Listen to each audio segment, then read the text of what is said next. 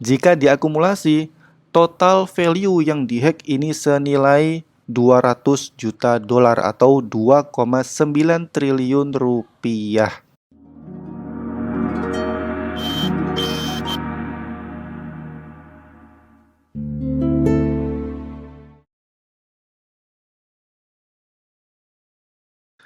Dan juga jangan lupa untuk join channel Telegram Duta Crypto Free Signal, karena di dalam channel ini saya sering banget berbagi sinyal cryptocurrency dan edukasi seputar dunia kripto. Dan untuk join channel ini 100% gratis tanpa biaya sepeser pun. Ribuan orang sudah join, so pastikan kamu join juga ya. Oke, bismillahirrahmanirrahim. Di video kali ini kita akan membahas mengenai kasus hacker yang menimpa centralized exchange yang bernama Bitmart. Di mana hari ini, tepat tanggal 5 Desember, Bitmart dikabarkan terkena serangan hacker dan hacker tersebut berhasil membawa kabur sebanyak 200 juta dolar dalam bentuk token. Nah, kalau dirupiahkan 200 juta dolar itu sekitar 2,9 triliun rupiah. Gila banget bro, 2,9 triliun dibawa kabur oleh hacker. Tapi uniknya, kalau biasanya kita bicara mengenai hacker ya, itu kan yang dicuri kripto-kripto major ya, seperti Ethereum, kemudian BNB, XRP, dan sejenisnya. Tapi di kasus hack kali ini, yang dicuri itu didominasi oleh kripto-kripto minor. Maksudnya adalah kripto yang bukan masuk top coin market cap. Ya meskipun ada sih seperti BNB, cuma mayoritasnya itu bukan top coin market cap. Nah, di sini dijelaskan ya bahwa kasus hack ini itu menyerang 20 token kripto yang itu ada di Bitmart. Nah, ini kita langsung aja ya menuju Twitternya, di mana kasus ini berhasil disebarluaskan oleh akun Twitter yang bernama Pixel. Nah, Pixel ini merupakan perusahaan yang bergerak di bidang blockchain security atau keamanan blockchain dan data analitik. Nah, perusahaan ini membocorkan mengenai 20 token yang itu berhasil dihack di platform centralized exchange yang bernama Bitmart. Di sini bisa kita lihat ada namanya SafeMoon, X2P, Baby Doge, Hero, Starship, Floki, dan lain-lain. Intinya di sini ada 20 macam kripto ya. Dan di sini saya cuma menemukan untuk yang major crypto itu BSC-USD dan juga BNB. Tapi secara total keseluruhan, jika diakumulasi, total value yang dihack ini senilai 200 juta dolar atau 2,9 triliun rupiah. Dan sebenarnya yang menjadikan hal ini menjadi menakutkan adalah jika si hacker tersebut itu menjual token-token yang telah berhasil dia hack. Beda cerita kalau hackernya mau ngehold ya. Tapi kalau dia ini mau ngejual token-token tersebut, kemungkinan token-token yang dijual itu akan mengakibatkan dam massal untuk token yang masuk di 20 list token hack Bitmart ini. Contohnya di sini ada SafeMoon ya, mungkin kalian sudah familiar. Kemudian Baby Doge, Hero, Floki, kemudian ada GMR. Ini merupakan token-token yang familiar ya. Bayangin aja, jika si hacker menjual token-token ini, ya bearish bro, namanya dijual. Tapi untuk data apakah si hacker akan menjual token hasil hack di Bitmart ini atau enggak, itu belum ada datanya ya. Dan mungkin nggak bakal ada datanya, siapa coba yang ngasih info mereka mau jual atau enggak. Tapi di sini ada 3 pesan yang ingin saya sampaikan kepada kalian semua yang bisa kita jadikan pelajaran dari kasus hack centralized exchange Bitmart ini. Pesan yang pertama adalah kalau kalian cek di CoinMarketCap, Bitmart itu menempati posisi ke-123 dengan skor 3,6 dan ini mendapatkan red score alias skornya ini merah. Artinya berdasarkan data dari CoinMarketCap, dari segi keamanan, dari segi transparansi data, Bitmart ini kurang bagus. Di sini saya bukan menjelekkan Bitmart ya. Kalian mau gunain exchange manapun itu hak kalian. Tapi di sini saya mencoba untuk memberi nasihat. Jika kalian masuk ke centralized exchange, usahakan memilih crypto exchange yang mendapatkan yellow score atau skornya kuning. Contohnya di sini kita coba cek ya. Nah ini ya, sampai peringkat 90 di Pionex. Ini kan skornya kuning nih. Itu saran saya, kalau kalian pilih exchange, minimal itu yang skornya kuning.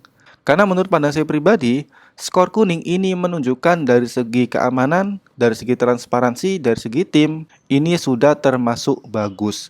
Apalagi Centralized Exchange yang mendapatkan green score atau skornya hijau.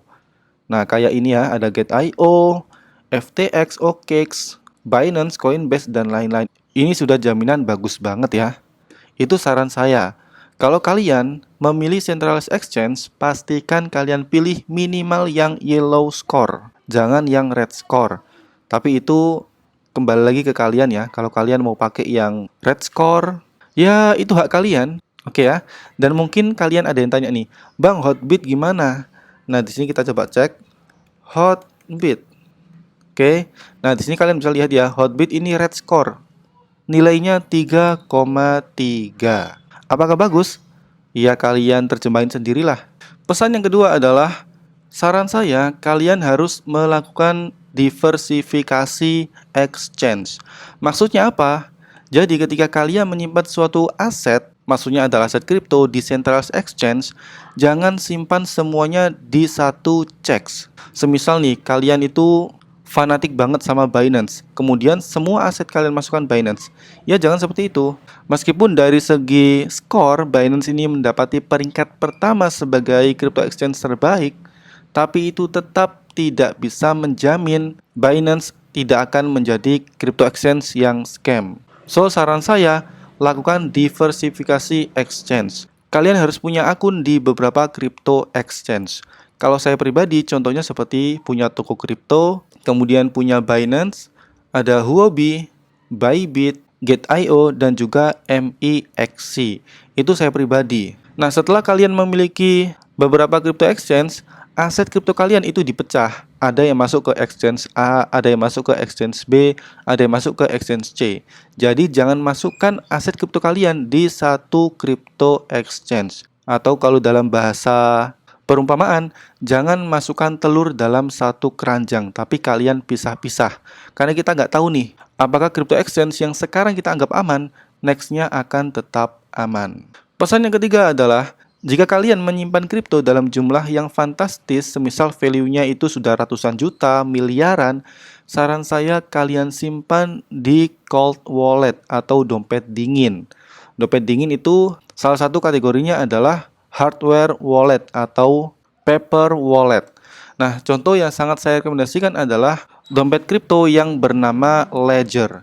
Dan ini direkomendasikan oleh banyak pemain kripto ya. Dan kebetulan saya juga punya. Nah, kenapa kok saya merekomendasikan kalian harus punya cold wallet ini? Yang pertama, cold wallet itu sistemnya desentral. Berbeda dengan centralized exchange. Kalian punya kripto di centralized exchange, itu kripto kalian bisa diakses oleh pemilik CEX tersebut jika mereka ingin melakukan tindak kejahatan.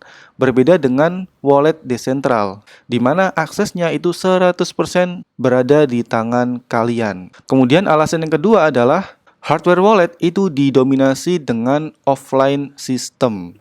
Contohnya di sini ya, Ledger.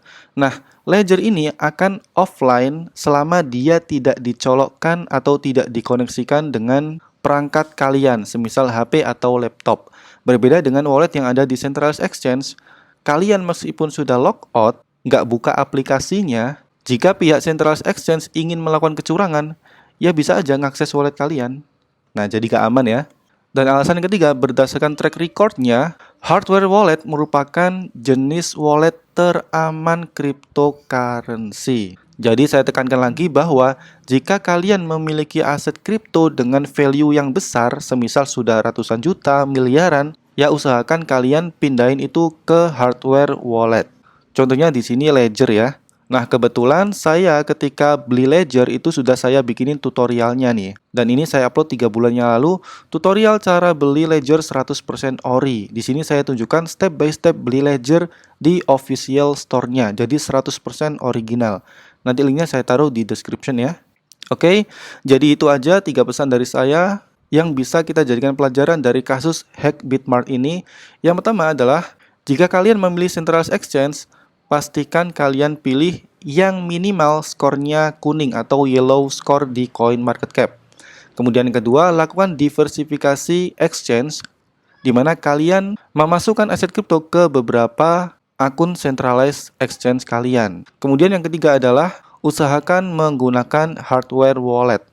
Ya, meskipun aset kalian nggak sampai ratusan juta, nggak sampai miliaran, sebenarnya sih bagus-bagus aja pakai hardware wallet. Karena dari segi keamanan itu lebih safety dibandingkan centralized exchange. Nah, mungkin kalian tanya nih, Bang, gimana nih kalau aset kita di centralized exchange kena hack? Apakah itu akan diganti rugi oleh CEX tersebut? Nah, berdasarkan kejadian yang telah menimpa KuCoin pada tahun 2010, di mana KuCoin ini pernah terkena hack ya, dan sebanyak 285 juta dolar itu dihack, sesuai dengan informasi yang beredar, kerugian investor itu ditanggung oleh asuransi KuCoin. Jadi biasanya yang namanya centralized exchange itu telah diasuransikan. Jadi seharusnya jika aset kalian itu kena hack atau kena curi, ya harusnya sih udah di backup asuransi. Harusnya seperti itu. Beda cerita kalau emang centralized exchange-nya abal-abal ya. Oke.